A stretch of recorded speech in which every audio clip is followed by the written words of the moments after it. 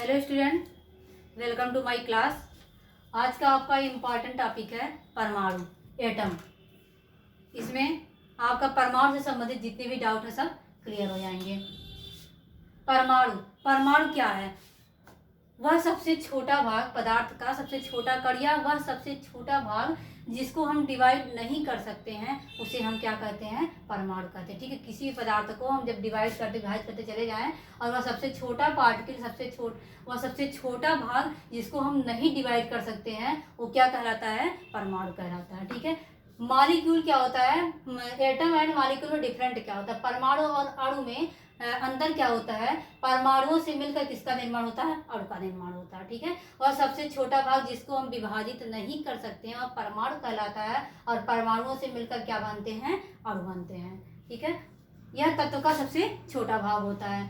परमाणु जो होता है ये रासायनिक क्रियाओं में भाग ले सकते हैं। परमाणु जो होते हैं ये रासायनिक क्रियाओं में भाग ले सकते हैं, परंतु जो अणु होते हैं, मॉलिक्यूल होते हैं, ये रासायनिक क्रियाओं में परमाणुओं में क्या होते हैं? टूट जाते हैं। ठीक है, परमाणु जो होता है इसका अकेले का अस्तित्व नहीं होता है। जैसे आप ऑक्सीजन परमाणु को ले लीजिए, ऑक्सीजन के दो परमाणु मिलकर ऑक्सीजन गैस के एक अणु का निर्माण करते हैं। ठीक है, ऑक्सीजन के दो परमाणु देखिए एक अणु का निर्माण करते हैं। ठीक है, और जो मॉलिक्यूल होता है, अणु जो होते हैं, इनका अकेले का अस्तित्व होता है। जब परमाणु मिलकर अणु का निर्माण करते हैं, ये जो अणु होते हैं इनका क्या होता है? अकेले का अस्तित्व होता है। जैसे कार्बन डाइऑक्साइड का एक अणु है, सल्फर डाइऑक्साइड का एक अणु है, यहाँ ऑक्सीजन का एक अणु है। ठीक है, तो अणु जो होते हैं इनका अकेले का अस्तित्व होता है, परंतु जो परमाणु होते हैं इनका अकेले का अस्तित्व नहीं होता। ये रासायनिक क्रियाओं में भाग। देखिए इसके कुछ अपवाद भी हैं, जैसे आप नोबेल गैस जो होते हैं, जैसे हीलियम ले लीजिए, ठीक है, और नियान ले लीजिए। ठीक है, ये जो आपके नोबेल गैस होते हैं इनका अकेले का अस्तित्व होता है। ठीक है, इनके परमाणुओं के अकेले का अस्तित्व होता है, ये इनके अपवाद हैं। ठीक है, ये परमाणु रासायनिक क्रियाओं में भाग ले सकते हैं, परंतु जो मॉलिक्यूल होते हैं, अणु होते हैं, ये रासायनिक क्रियाओं में क्या करते हैं? परमाणुओं में टूट जाते हैं। ठीक है, ये स्वतंत्र अवस्था में नहीं रह सकते हैं, परंतु इनका अकेले का अस्तित्व नहीं होता है, परंतु इनका अकेले का अस्तित्व होता है। अब अगला टॉपिक आपका है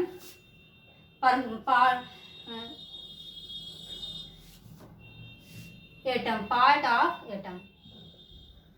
अगला टॉपिक है आपका पार्ट ऑफ एटम।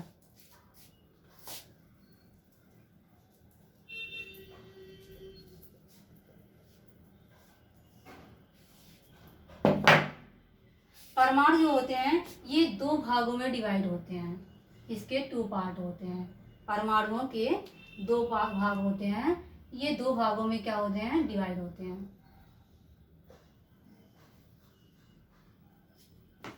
परमाणु का जो बीच का भाग होता है इसको हम क्या कहते हैं? परमाणु के जो बीच का भाग होता है इसको हम क्या कहते हैं? न्यूक्लियस। इसको हम न्यूक्लियस और न्यूक्लियस भी कहते हैं।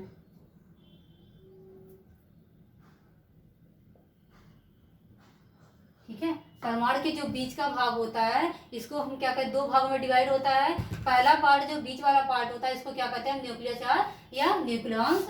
इसको हिंदी में कहते हैं नाभिक। और जो इसका दूसरा पार्ट होता है, परमाणु के चारों तरफ जो सर्किल होता है, इसे हम क्या कहते हैं? ऑर्बिट। हिंदी में इसको कहते हैं कक्ष। ठीक है, परमाणु के दो पार्ट हुए, पहला क्या है? न्यूक्लियस होता है, दूसरा क्या होता है? ऑर्बिट होता है। ठीक है, परमाणु के दो भाग हुए, न्यूक्लियस और ऑर्बिट। और आपका परमाणु तीन मौलिक कणों से, परमाणु सबसे छोटा भाग जिसको डिवाइड नहीं कर सकते हैं, और परमाणु जो होता है ये तीन मौलिक कणों से मिलकर बना होता है। कौन कौन से होते हैं? इलेक्ट्रॉन, प्रोटॉन और न्यूट्रॉन। परमाणु आपका तीन मौलिक कणों से मिलकर बना होता है, इलेक्ट्रॉन, प्रोटॉन और न्यूट्रॉन। ठीक है, इलेक्ट्रॉन जो होता है ये एक प्रकार का ऋण आवेशित कण है। ठीक है, इसके परमाणु के तीन फंडामेंटल पार्टिकल है, इलेक्ट्रॉन, प्रोटॉन और न्यूट्रॉन। जहाँ पे इलेक्ट्रॉन जो होता है ये ऋण आवेशित कण है, और प्रोटॉन जो होता है ये धन आवेशित कण है, और न्यूट्रॉन जो होता है ये न्यूट्रल होता है, इस पर कोई आवेश नहीं होता। ठीक है, इलेक्ट्रॉन को हम स्मॉल ई से डिनोट करते हैं, प्रोटॉन को हम पी से डिनोट करते हैं, और न्यूट्रॉन को हम स्मॉल एन से डिनोट करते हैं। ठीक है, इलेक्ट्रॉन की खोज आते हैं पहले पार्टिकल पर इलेक्ट्रॉन। इलेक्ट्रॉन की खोज 1897 ईस्वी में है। इलेक्ट्रॉन की खोज 1897 ईस्वी में किसने की थी? जे थॉमसन ने की थी। इलेक्ट्रॉन की खोज 1897 ईस्वी में जे थॉमसन ने की थी। इन्होंने एक मॉडल दिया था जिसको हम कहते हैं वाटरमेलन मॉडल। ठीक है, जे थॉमसन ने एक मॉडल दिया था जिसे हम क्या कहते हैं? Watermelon model. इनका मतलब था परमाणु जो होते हैं वो तरबूजे के समान वाटरमेलन की तरह होता है। परमाणु कैसे होते हैं? एटम जो होते हैं वाटरमेलन की तरह होते हैं, और वाटरमेलन में जो रेड पार्ट होता है बिल्कुल उस तरह धन आवेशित कण जो होते हैं वो क्या होते हैं? व्यवस्थित होते हैं। ठीक है, और परमाणु में और वाटरमेलन में जो सीड्स होते हैं बिल्कुल उसकी तरह इलेक्ट्रॉन क्या होते हैं? परमाणुओं में धसे हुए होते हैं। ठीक है, तो इस प्रकार से इन्होंने इलेक्ट्रॉन की खोज की, और इसी को हम क्या कहते हैं? Watermelon model. अगला है परमाणु इलेक्ट्रॉन का द्रव्यमान कितना होता है? 9.1 इंटू 10⁻²8। परमाणु का द्रव्यमान कितना होता है? 9.1 इंटू 10�21 ग्राम। ठीक है, और इस पर इलेक्ट्रॉन पर क्या होता है? ऋणात्मक सॉरी नेगेटिव चार्ज होता है। इलेक्ट्रॉन पर क्या होता है? नेगेटिव चार्ज होता है। कितना होता है चार्ज? 1.6 into 10⁻⁹ coulomb. ठीक है, अगला पॉइंट आपका है प्रोटॉन। प्रोटॉन की खोज 1919 ईस्वी में किसने की थी? रदरफोर्ड ने की थी। ठीक है, प्रोटॉन की खोज 1919 ईस्वी में किसने की है? रदरफोर्ड ने की थी। सबसे पहले 1886 ईस्वी में गोल्डस्टीन ने प्रोटॉन की खोज की, और गोल्डस्टीन ने परमाणुओं में धन आवेशित कण के उपस्थित होने को बताया। ठीक है, धन आवेशित कण को, परमाणुओं में धन आवेशित कण को उपस्थित होने को प्रदर्शित किया। ठीक है, लेकिन रदरफोर्ड ने क्या किया? रदरफोर्ड ने उस धन आवेशित कण को क्या नाम दिया? प्रोटॉन नाम दिया। तो खोज किसने की थी? खोज 1886 में गोल्डस्टीन ने की थी, और प्रोटॉन नाम किसने दिया था? रदरफोर्ड ने दिया था। ठीक है, प्रोटॉन का द्रव्यमान कितना होता है? 1.672 इंटू 10⁻⁻24 ग्राम होता है, और इसका चार्ज कितना होता है? 1.6 इंटू 10⁻⁻19 कूलम का एक पॉजिटिव चार्ज होता है। ठीक है, अगला पॉइंट आपका है न्यूट्रॉन। न्यूट्रॉन की खोज 1932 ईस्वी में किसने की थी? जेम्स चैडविक ने की थी, और न्यूट्रॉन का द्रव्यमान कितना होता है? 1.675 इंटू 10⁻⁻24 ग्राम, और इस पर चार्ज कितना होता है? ये न्यूट्रल होता है, इस पर कोई चार्ज नहीं होता, कोई आवेश नहीं होता है। ठीक है, ये हो गया फंडामेंटल पार्टिकल, इसके क्लियर हो गए। अगला टॉपिक आपका है परमाणुओं में ये जो पार्टिकल होते हैं, ये फंडामेंटल पार्टिकल है, ये परमाणुओं में कैसे व्यवस्थित होते हैं? देखिए, परमाणु के दो भाग में, न्यूक्लियस एंड ऑर्बिट। परमाणु के जो पार्टिकल होते हैं प्रोटॉन एंड न्यूट्रॉन, ये एटम के, परमाणु के न्यूक्लियस में प्रेजेंट होते हैं। कहाँ प्रेजेंट होते हैं? परमाणुओं के न्यूक्लियस में उपस्थित होते हैं। ठीक है, और जो इलेक्ट्रॉन होता है ये परमाणु के चारों तरफ एक निश्चित कक्षा में चक्कर लगाते हैं। ठीक है, प्रोटॉन और न्यूट्रॉन परमाणु के न्यूक्लियस में उपस्थित होते हैं, और जो इलेक्ट्रॉन होता है ये न्यूक्लियस के चारों तरफ क्या करते हैं? एक निश्चित कक्षा में चक्कर लगाते हैं। ठीक है, अगला टॉपिक आपका है एटॉमिक नंबर। अगला टॉपिक है आपका एटॉमिक नंबर। यहाँ आप जानते हो इलेक्ट्रॉन क्या होता है? ये ऋणावेशित होता है। प्रोटॉन क्या होता है? ये धनावेशित। ये पॉजिटिव चार्ज होता है, इकाई धनावेश होता है, इस पर इकाई ऋणावेश होता है, और प्रोटॉन पर क्या होता है? इकाई धनावेश होता है। ये पॉजिटिव चार्ज है और ये नेगेटिव चार्ज है। ठीक है, अगला पॉइंट आपका है एटॉमिक नंबर। ठीक है, इसको मोजले ने एटॉमिक नंबर के बारे में मोजले ने 1913 ईस्वी में बताया था।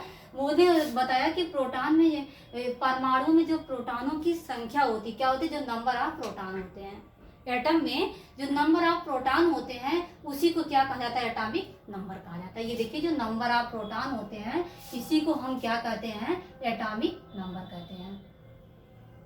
परमाणुओं में जो नंबर ऑफ प्रोटॉन, जो प्रोटॉनों की संख्या होती है वही एटॉमिक नंबर होती है, और एटॉमिक नंबर को हम किससे प्रदर्शित करते हैं? किससे डिनोट करते हैं? जेड से डिनोट करते हैं। ठीक है, और इसके बारे में किसने बताया? 1913 ईस्वी में मोजले ने बताया।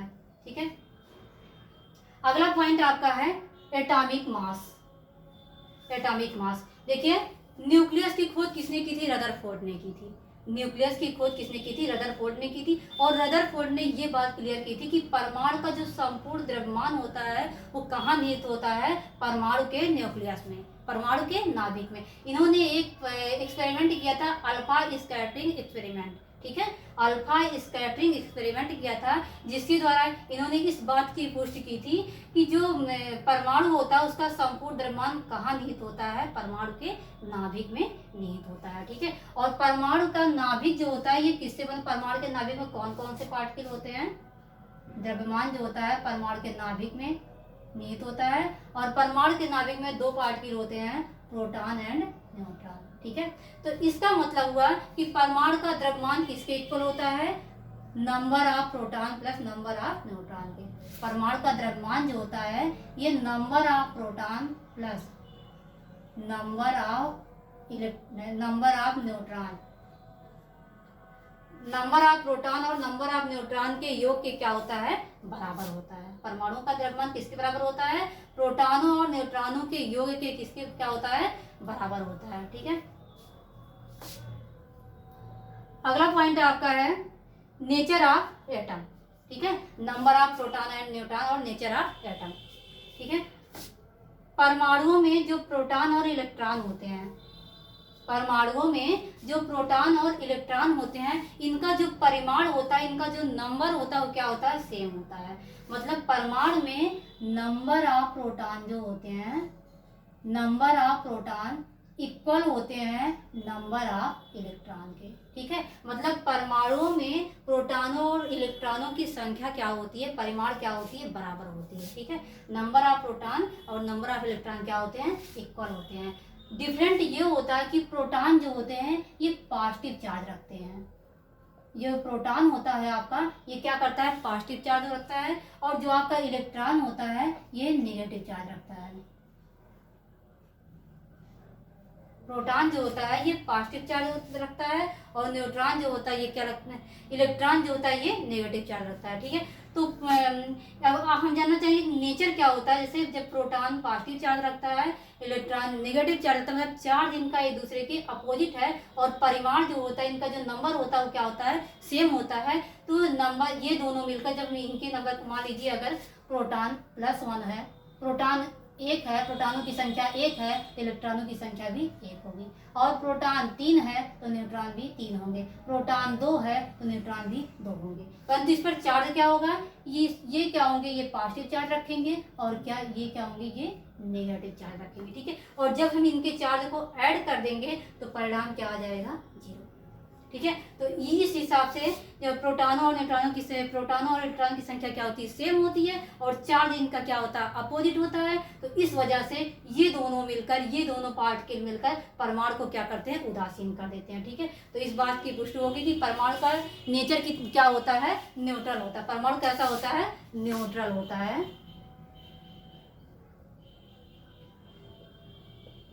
उदासीन होता है, ठीक है। इस पर कोई आवेश, परमाणुओं पर कोई आवेश नहीं होता है। परमाणु कैसा होता है? न्यूट्रल होता है।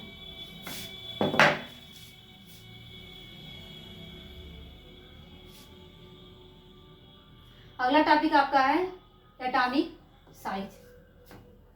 अगला टॉपिक क्या है आपका? Atomic size. एटॉमिक साइज क्या होता है? परमाणु के न्यूक्लियस से आउटर मोस्ट इलेक्ट्रॉनों तक के बीच की जो दूरी होती है, परमाणु के न्यूक्लियस से आउटर मोस्ट, परमाणु के न्यूक्लियस से आउटर मोस्ट इलेक्ट्रॉन तक की जो दूरी होती है उसको हम क्या कहते हैं? एटॉमिक रेडियस कहते हैं, या एटॉमिक साइज कहते हैं।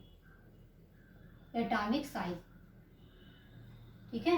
परमाणु के न्यूक्लियस से आउटर मोस्ट इलेक्ट्रॉन तक की जो दूरी होती है उसे हम क्या कहते हैं? एटॉमिक साइज कहते हैं। परमाणु त्रिज्या कहते हैं, एटॉमिक रेडियस कहते हैं, ठीक है। तीनों बात एक ही है। अब आउटर मोस्ट इलेक्ट्रॉन क्या होता है? आउटर मोस्ट इलेक्ट्रॉन ये मतलब परमाणु के सबसे बाहरी कक्षक में जो इलेक्ट्रॉन उपस्थित होते हैं उसी को हम आउटर मोस्ट इलेक्ट्रॉन कहते हैं। तो न्यूक्लियस से लेकर वहां तक की जो दूरी होती है उसी को हम परमाणु त्रिज्या कहते हैं, एटॉमिक साइज कहते हैं, एटॉमिक रेडियस कहा जाता है। अब बात आती है, अगला पॉइंट आपका है परमाणु के जो नाभिक होते हैं किससे बने होते हैं? यहाँ देखिए प्रोटॉन और न्यूट्रॉन से मिलकर बने होते हैं। परमाणु का नाभिक किससे बना होता है? प्रोटॉन प्लस न्यूट्रॉन से बना होता है, ठीक है। या हम इसको कह सकते हैं क्वार्क, ठीक है। परमाणु का नाभिक किससे बना होता है? प्रोटॉन और न्यूट्रॉन से मिलकर बना होता है। या हम इसको कह सकते हैं कि परमाणु का नाभिक किससे बनता है? क्वार्क से बनता है। क्वार्क क्या है? ये भी एक प्रकार का कण है, जैसे ये होते हैं, ये एक प्रकार का आवेश होता है। क्वार्क जो होते हैं ये दो प्रकार के होते हैं, अप एंड डाउन।